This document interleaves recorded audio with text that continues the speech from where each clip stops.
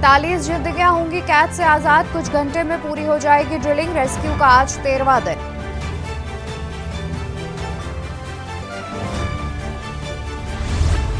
MBBS Hindi पाठ्यक्रम लागू करने के लिए केंद्रीय प्रकोष्ठ और कोर कमेटी का होगा गठन, आदेश जारी।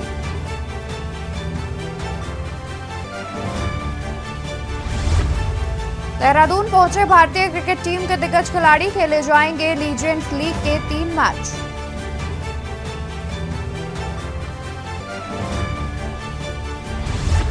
पतंजलि को सुप्रीम कोर्ट की चेतावनी, बाबा रामदेव ने दी सफाई, बोले हमारे खिलाफ हो रहा षड्यंत्र।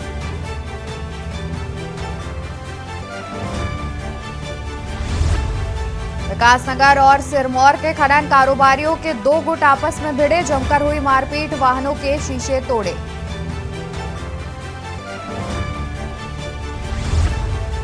सरकारी कर्मचारियों को 30 जून और 31 दिसंबर को रिटायर होने पर भी मिलेगा वेतन वृद्धि का लाभ, राज्य कर्मचारी संयुक्त परिषद के पदाधिकारियों की मांग। आप देख रहे हैं के न्यूज़, खबरों का सारथी। नमस्कार, मैं हूं आपके साथ अवंतिका अवस्थी। बात करेंगे उत्तराखंड खबरों पर। खबर आपको रुद्रपुर से बता देते हैं, जहां पर रुद्रपुर में छतरपुर के पास सेठ द्वारिका एनक्लेव फेस 1 के घर में आबकारी विभाग, एसटीएफ व एसओजी ने छापेमारी कर दर्जनों पेटी गुलाब ब्रांड की नकली शराब और शराब बनाने वाले उपकरण और केमिकल को बरामद किया है। मुखबिर की सूचना पर आबकारी विभाग के सब इंस्पेक्टर महेंद्र सिंह बिष्ट की टीम ने छापेमारी कर अवैध शराब का जत्था बरामद किया, जिसमें उत्तराखंड सरकार का होलोग्राम भी बरामद हुआ है।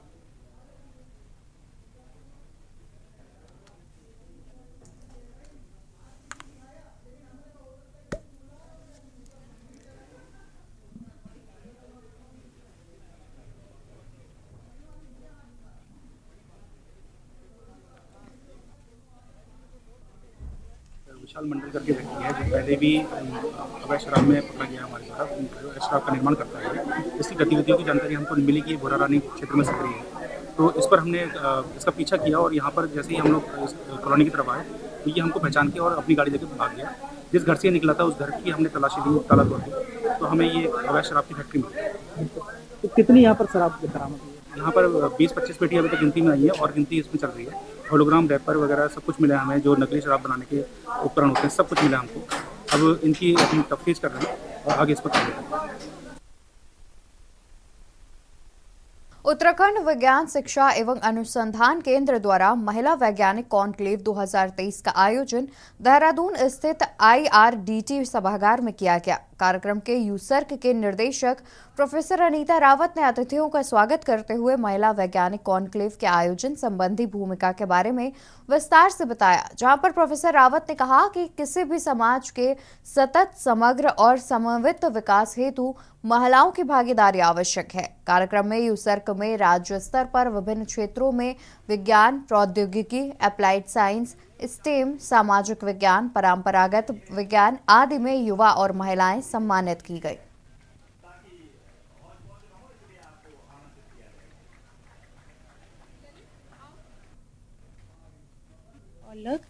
राजकीय स्नातकोत्तर महाविद्यालय चंपावत से आज यूसर्क 2023 युवा वैज्ञानिक सम्मान समारोह में सम्मिलित होने के लिए आई हूँ।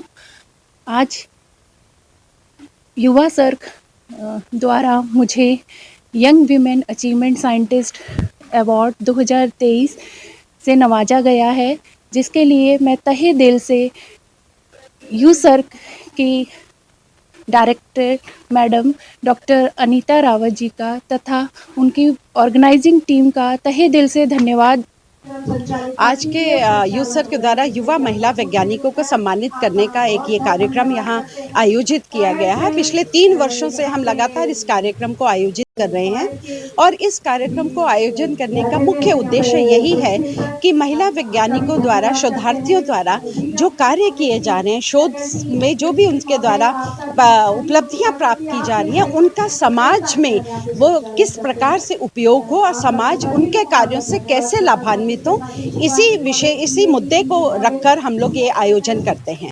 तो मैं पूरे यूसर परिवार को बहुत हार्दिक शुभकामनाएं देती हूँ और विशेष रूप से उनकी डायरेक्टर जो डॉक्टर अनीता जी हैं कि इस प्रकार के काम महिला वैज्ञानिकों को, युवा महिला वैज्ञानिकों को लेकर उन्होंने उन्हें सम्मानित किया है, क्योंकि वो विभिन्न क्षेत्रों में अलग अलग वो काम कर रहे हैं, अपने अपने क्षेत्रों में अलग अलग काम कर रहे हैं और ये बहुत अच्छी बात है। इस प्रकार से हमारी महिला वैज्ञानिकें काम करेंगी अलग अलग क्षेत्रों में अलग अलग प्रोजेक्ट को लेकर, और वो एक रिसर्च का उनका शोध का जो विषय है वो उसको लेकर कि वास्तव में उत्तराखंड की जिस तरह की भौगोलिक परिस्थितियां हैं उनको लेकर उन्होंने काम किया है। खबर देहरादून से बता देते हैं, जहां पर शहर में खराब स्ट्रीट लाइट से परेशान लोग अक्सर नगर निगम के बाहर धरना प्रदर्शन करते हुए नजर आते हैं। हालांकि अब तक शहर के अंदर मौजूद सभी स्ट्रीट लाइट्स ठीक नहीं हो पाई हैं। नगर आयुक्त मनोज गोयल के अनुसार शहर में मौजूद 95% लाइट्स को ठीक कर दिया गया है और जैसे ही स्ट्रीट लाइट्स को लेकर शिकायतें प्राप्त होती हैं, उसका संज्ञान लेकर निगम लाइट्स की मरम्मत का काम करता है। हालांकि सवाल अब यह भी है कि आखिर कब तक देहरादून की सभी स्ट्रीट लाइट्स ठीक हो पाएंगी।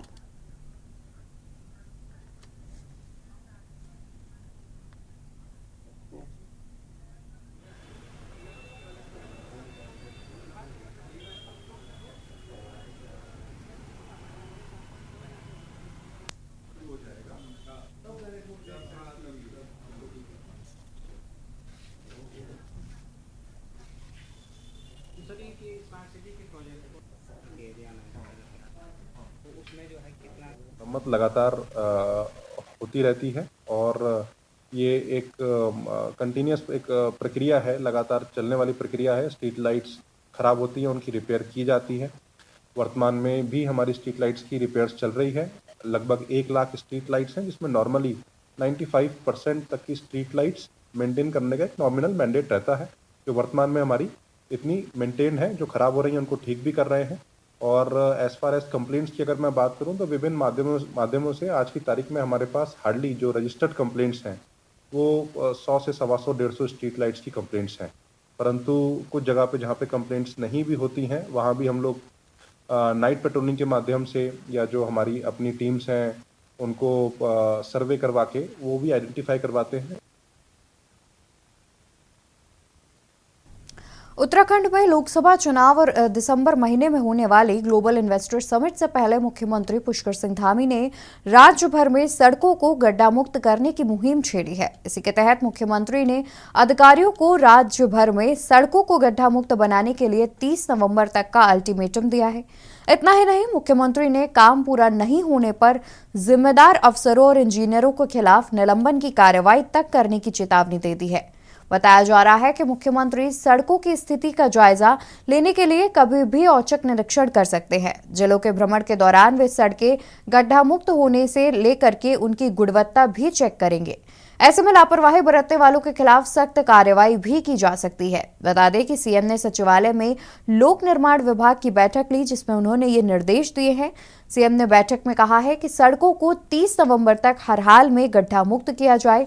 साथ ही सीएम ने सचिव लोक निर्माण विभाग और अन्य सर्कल अधिकारियों को स्थलीय निरीक्षण कर रिपोर्ट देने को भी कहा है। साथ ही स्मार्ट सिटी आंतरिक सड़क मार्गों का काम भी युद्ध स्तर पर करने की हिदायत दी है। मुख्यमंत्री ने कहा है कि शहरों में रात में सड़कें बनाने का काम तेजी से करें। इनकी गुणवत्ता में कोताही बर्दाश्त नहीं की जाएगी। देखिए ये रिपोर्ट।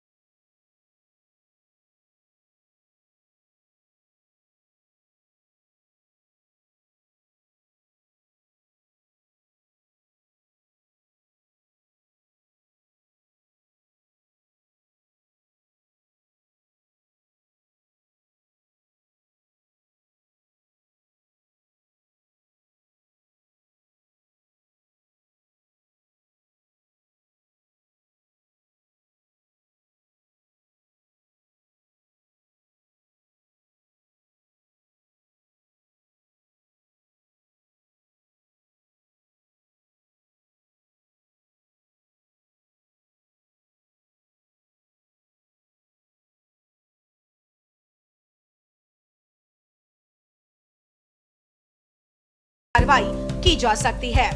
श्री पुष्कर सिंह धामी जी ने जिस प्रकार से अधिकारियों को और इंजीनियर्स को निर्देशित किया है, निश्चित रूप से क्योंकि प्रदेश के अंदर 2 बहुत बड़े आयोजन होने जा रहे हैं, जिसमें कि हमारा जो पहला कार्यक्रम है वो world Congress on disaster management पर होने जा रही है, जिसमें वर्ल्ड के डेलीगेट्स उसमें आ रहे हैं, और दूसरा जो बड़ा कार्यक्रम है वो ग्लोबल इन्वेस्टर समिट होने जा रहा है। 8-9 दिसंबर को ये कार्यक्रम रहेगा। तो इन्हीं 2 कार्यक्रमों की वजह से भी और वैसे भी माननीय मुख्यमंत्री जी लगातार अधिकारियों को टाइम बाउंड प्रोजेक्ट्स को कंप्लीट करने के हमेशा निर्देशित करते रहते हैं, और इस बार उनको गड्ढा मुक्त सड़कें देने के लिए साफ तौर से निर्देशित किया है, क्योंकि इतने बड़े कार्यक्रम प्रदेश के अंदर होने वाले हैं। तो जो भी निर्माणाधीन सड़कें हैं, जहाँ पे काम हो रहा है वहाँ पे बैरिकेडिंग लगाई जाए, यातायात का ध्यान रखा जाए और प्रॉपर तरीके से जो है जनता को किसी प्रकार की कोई असुविधा ना हो।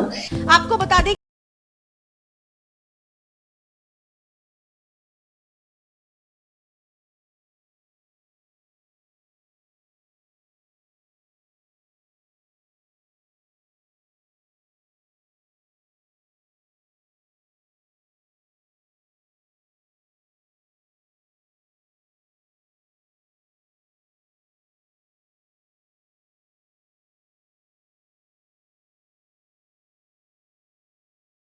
अधिकारी भी बनाया गया है। वहीं मुख्यमंत्री के इस आदेश के बाद विपक्ष ने सरकार पर हमला बोल दिया है। सारी बात करी, देहरादून को स्मार्ट सिटी बनाने के नाम पे 688 करोड़ रुपए खर्च करने के बाद भी शहर जो है गड्ढों का शहर बना दिया, शहर जो है तालाब बना दिया। बरसात में पूरा शहर में जगह जगह बस्तियों में पानी घुसा। उसके अलावा मुख्यमंत्री जी स्वयं आईएसबीटी पर जाकर के उन्होंने निर्देश दिए थे, आज तक आईएसबीटी की सड़क ठीक नहीं हुई। उसके अलावा उन्होंने देहरादून को स्मार्ट सिटी के रूप में विकसित करने के साथ साथ ही पूरी जो तार झूल रहे हैं इनको अंडरग्राउंड करने के निर्देश दिए थे, उस पर काम नहीं हुआ। तो मुख्यमंत्री जी बोलते हैं अखबारों में, मीडिया में, वो सुर्खियों में छपता है, चमकता है, दिखता है, लेकिन धरातल पर उस पर काम नहीं हो रहा है। ने जो बैठक ली है और जिस प्रकार से अधिकारियों को उन्होंने निर्देश दिया है कि प्रदेश गड्ढा मुक्त होना चाहिए, वो इस बात की पुष्टि करता है कि राज्य के अंदर कोई काम नहीं कर रहा। अगर गड्ढा मुक्त करने के लिए अगर मुख्यमंत्री को कहना पड़े और जो विभाग जो जिनकी जवाबदारी है गड्ढा मुक्त करने की, लोक निर्माण विभाग हो गया, इरिगेशन हो गया, अन्य जो विभाग हो गए जो निर्माण कार्य से जुड़े हुए हैं, उन विभागों का मैं समझता हूँ वहाँ पे काम हो ही नहीं रहा है। मुख्यमंत्री जी ने पुष्टि कर दी है। आज आप राजधानी का हालत देखिए, जगह जगह गड्ढे खोद दिए गए हैं। इसके बारे में मुख्यमंत्री जी क्या कहेंगे? क्या उन अधिकारियों को सस्पेंड करेंगे जिन्होंने गड्ढे खोदे हैं और कई महीने गुजर जाने के बाद भी उन गड्ढों को भरा नहीं गया है? कई लोग उसमें चोटिल हो चुके हैं, दुर्घटनाग्रस्त हो चुके हैं। राजधानी का ये हाल है, पूरे राज्य के अंदर का क्या हाल होगा ये मुख्यमंत्री जानते हैं। कुल मिलाकर मुख्यमंत्री पुष्कर सिंह धामी ने प्रदेश भर की सड़कों को गड्ढा मुक्त बनाने की मुहिम छेड़ दी है। मुख्यमंत्री ने अधिकारियों को 30 नवंबर तक का अल्टीमेटम देकर अधिकारियों की चिंता बढ़ा दी है। देखना होगा कि मुख्यमंत्री की ये सख्ताई धरातल पर कितना सकारात्मक बदलाव ला पाती है। Desk report, Uttarakhand. और यहाँ रुकेंगे एक छोटे से ब्रेक के लिए, जल्द हाजिर होंगे अन्य खबरों के साथ। आप देख रहे हैं के न्यूज, खबरों का सारथी। तो ब्रेक से वापस आ चुके हैं, रुक कर लेते हैं खबरों की ओर। खबर आपको हल्द्वानी से बता दें, जहां पर हल्द्वानी के मुखानी थाना क्षेत्र में हुई एलएलबी के छात्र पार्थ की हत्याकांड का पुलिस ने खुलासा किया है। जानकारी देते हुए एसपी सिटी हरबंस सिंह ने बताया है कि बीते 1 नवंबर को पार्थ का शव उसकी ही कार से बरामद किया गया था। जांच के बाद पता चला कि पार्थ की गला दबाकर हत्या की गई है, जिसके बाद टीम बनाकर मामले के खुलासे के निर्देश दिए गए, जिसमें सीसीटीवी फुटेज और कॉल डिटेल के आधार पर पता चला है कि पार्थ के साथी कमल रावत ने ही इस हत्याकांड को अंजाम दिया है। हत्या की मुख्य वजह स्मैक पीकर आपस में झगड़ा करना और गाली गलौज बताया जा रहा है। एसपी सिटी हरबंस सिंह के मुताबिक आरोपी को गिरफ्तार कर जेल भेजा जा रहा है। पकड़ा गया आरोपी हल्द्वानी का ही रहने वाला है और अब आरोपी के पुराने आपराधिक रिकॉर्ड को पुलिस खंगालने में जुटी हुई है।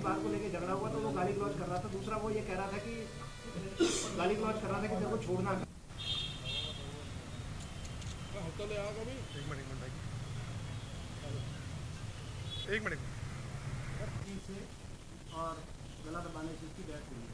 उससे पहले ये सब लोग ये मान के चल रहे थे कि शायद हुई है, और ये जो अभियुक्त है ये भी ये मान रहा था कि नशे की ओवरडोज से शायद इसकी डेथ हुई है। तो ये भी निश्चित है। इसी बात को लेकर झगड़ा हुआ तो वो गाली गलौज कर रहा था। दूसरा वो ये कह रहा था कि गाली गलौज कर रहा था कि तेरे को छोड़ना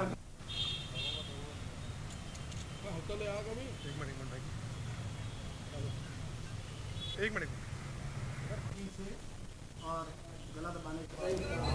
ये पार्थ सिंह सामंत की हत्या की गई थी और इसकी डेड बॉडी वृंदावन विहार की पार्किंग में एक गाड़ी में मिली थी, जहाँ से इसका पंचायत, फिर उसके बाद उसके परिजन उसको एसटीएच लेके गए थे। एसटीएच में वहाँ पर उसका पंचायतनामा किया गया, पोस्टमार्टम की कार्रवाई की गई।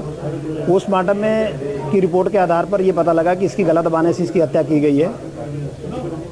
तो सीसीटीवी फुटेज के आधार पर और बाकी चीज़ों के आधार पर जब ये आइडेंटिफाई हुआ कि जब इस गाड़ी में 3 लोग थे, एक जो मृतक पार्थ सिंह सामंत था, जो अभियुक्त है जिसने मर्डर किया है कमल सिंह रावत था उर्फ बधुआ, और मयंक कन्याल था।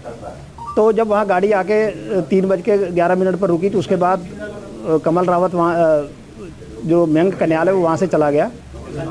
पूरे घटनाक्रम में जब बधुआ को कल भाखड़ा पुल से गिरफ्तार किया गया तो इससे पूछताछ की गई। इसने हल्द्वानी में गैस रिफिलिंग के अवैध कारोबार का सिटी मजिस्ट्रेट ऋचा सिंह ने भंडाफोड़ किया। रामपुर रोड स्थित आईटीआई के पीछे प्रगति विहार कॉलोनी में एक गोदाम में प्रदीप जायसवाल नाम के एक व्यक्ति के द्वारा अवैध गैस रिफिलिंग का कारोबार किया जा रहा था।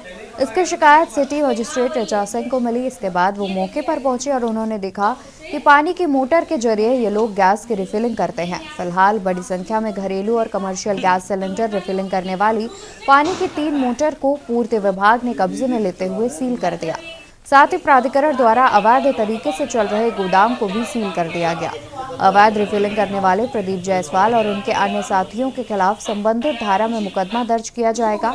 वहीं अवैध तरीके से दिए गए बिजली कनेक्शन पर भी कार्रवाई की जा रही है।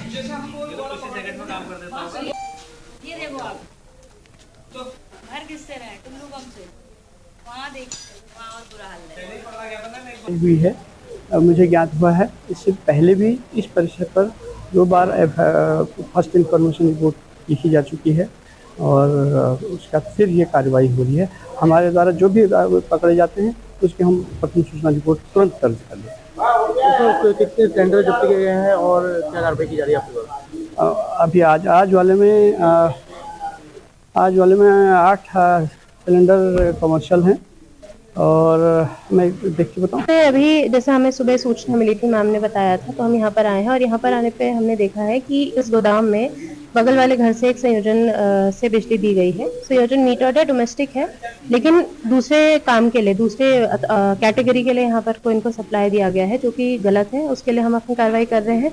संयोजन विच्छेदित कर दिया जाएगा इनका और उसमें जो भी हमारे एक्ट के अकॉर्डिंगली पेनल्टी होती है वो पेनल्टी इम्पोज की जाएगी। अच्छा, जिनके नाम पे संयोजन है उन पर भी कार्रवाई की उन पे भी कार्रवाई होगी, उन्हीं के उसमें आएगी कार्रवाई, क्योंकि गलत उन्होंने दी। उसी में ये रहता है कि हमारा इनके ऊपर पेनल्टी पड़ती है हमारे एक्ट के हिसाब से। किसी ने सूचना दी थी कि इस यहाँ पर जो आईटीआई है उसके पास गैस रिफिलिंग का काम बड़े पैमाने पे हो रहा है, जिसमें जो पानी की जो मोटरें होती हैं, जो पंप होते हैं, उससे इसमें गैस भरी जा रही है, जो कि बहुत ही ज़्यादा रिस्की ये काम किया जा रहा था। जिसमें सप्लाई विभाग, हमारी जो पूर्ति विभाग की टीम है, वो पुलिस और उनके साथ यहाँ पे जब इसमें छापेमारी की गई तो पूरा जो उन्होंने प्लांट लगा रखा था वो मौके पे बरामद हुआ है।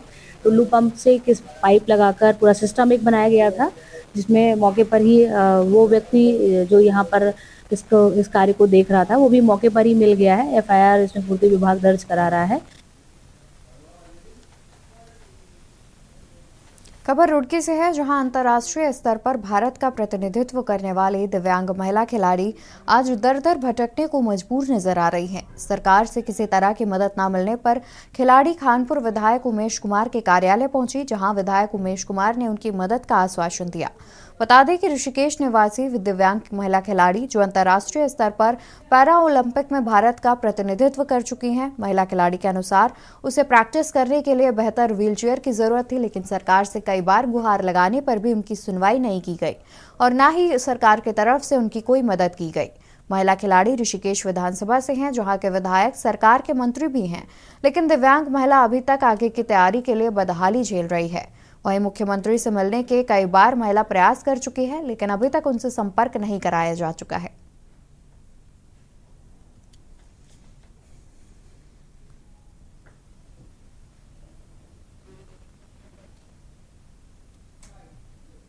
2018 से खेलती आ रही हूँ और मैंने आपके राष्ट्रीय लेवल पर कई मेडल अर्जित किए हैं और अंतर्राष्ट्रीय लेवल पर अपने भारत का प्रतिनिधित्व किया है।